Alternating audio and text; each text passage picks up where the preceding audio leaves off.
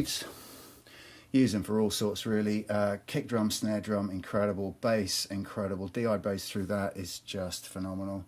A couple of cowl rack compressors. They're all BBC compressors.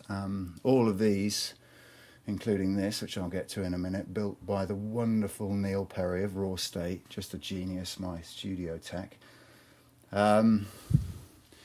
Yeah, so this little baby here is a Decca 2 EQ, one of only 20 in existence.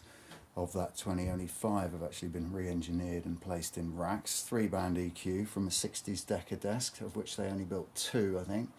2 10-channel desks they made primarily for recording classical music. And it is just the sweetest EQ you have ever heard in your life. Just incredible. It's got a couple of Neve transformers in it, Carnhill I think they are. Just tightens everything up. It's on the master bus and very rarely using more than 1 or 2 dB to sweeten up a mix, but it really does it. So we've got, moving on, Eventide Orville 4-channel effects unit, just yeah, a monster, as most of them are. Manly, massive passive EQ, lovely valve EQ, bit slow on the transients, but great for vocals, great for yeah, beefing up crusty drum loops if that's something you're into. And this Lexicon Vortex, basically like morphing, resonant, modulating echo unit. So it's a bit like having a sort of deranged xenomorph on acid flying around your studio. Silicon-based life form. Okay, so that's the rack. Here we've got various things really, patch bay, Bantam patch bay, gates, compressors. I'm using Lynx Aurora converters in the studio these days. I used to have Pro Tools, but I use Logic as a front end and it just really pissed me off. So I binned that and got them and they actually sound loads better. The desk, the monster full of buttons. This is a Neotech from Chicago, 24-channel ELAN, lovely desk, big, fat, wide open sound. I just love it, and with the Decca EQ across the bus, it's just like, yeah, it's like a Neve basically. We got monitors, a couple of BM6A Dynaudio active monitors. Great for just hearing the overall mix. Genelex 1052s, I think. Great for very sort of, yeah, very analytical on the mid-range. Really scalpel-like mid-range response they've got. Fantastic, but also very musical. Couple of Horatones, good for getting the kick in the bass. Not good for a lot else. We've got a rack of various bits of synth gear. Supernova, Novation Supernova rack mount synth, a beast from hell. Fantastic fat bass. VP9000 Veriface processor, another little gem that, yeah, nobody seemed to really get, but it just does incredible things. 2080 sort of stock module really. Couple of keyboards, Virus Indigo.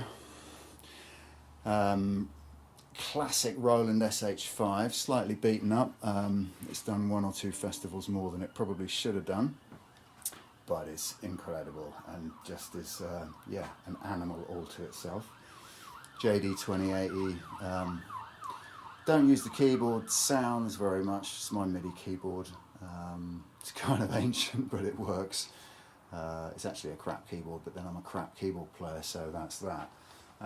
Yeah, running Logic Audio on here. Oh, and it's gone. Wait, there we go, and it's back. Okay, so got a little track on the go here, bit of an experiment for the album.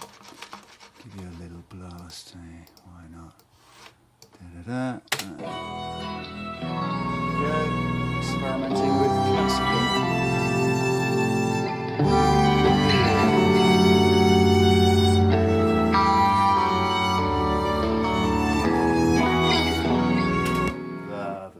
Okay, so what else have we got?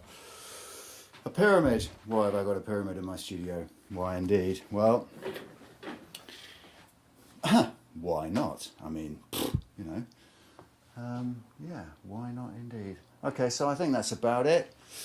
Gear Fest, Line Pod 6, telephone, strange, bizarre drum kind of instrument that my daughter made, which is kind of cool. Lots of little pictures that the girlie puts up here, lots of strange things. Stonehenge Free Festival 1984, the last free festival on planet Earth. And there's proof that it actually happened. That is the Woodstock poster of Anarchic Freaks in the UK. It is a hungry shark. Good to have a hungry shark in the studio, keeps you on your toes. Little Pyramid, daughter with Father Christmas, and various other bits and pieces. So guys, there you go. Hope you enjoyed that, and better get back to work. Bye.